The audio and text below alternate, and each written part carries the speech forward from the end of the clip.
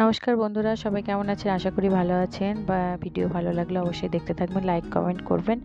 তো সকালে উঠে পড়লাম, নভেম্বরের সকাল, ঠান্ডা বেশ পড়ে গেছে কলকাতাতে। তো তারপরে উঠে আমার বেসিক যেসব কাজ থাকে, সকালে হাজব্যান্ডকে টিফিন দিয়ে দিয়ে তারপরে বাচ্চাদের জন্য টিফিন বানিয়ে দিলাম।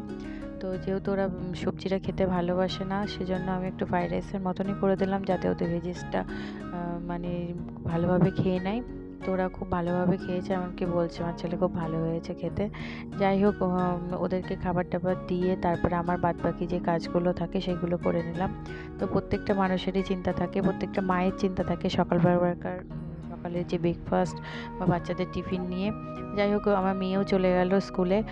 চলে যাওয়ার পর আমার যে বাদবাকি কাজটুকু ছিল সেই কাজটুকু কমপ্লিট করে বাদবাকি সব কিছু করে তারপরে স্নান-টান করে দুপুরবেলা লাঞ্চ নিয়ে বসে গেছি। যেহেতু বৃহস্পতিবার ছিল, ভেজ ছিল, ভেজের মধ্যে ফুলকপি দিয়ে আলু দিয়ে পোস্ত ছিল, আর টক পালংয়ের একটা টক ছিল, যেটা আমি খুব সুন্দরভাবে এনজয়ভাবে খাচ্ছি। তো যেহেতু সবাই বাইরে, ছেলে স্কুল থেকে ফিরে গেছে বাট ও ঘুমোচ্ছে, আর মেয়েও স্কুলে আছে, তো আমাকে একাই লাঞ্চ করতে হচ্ছে।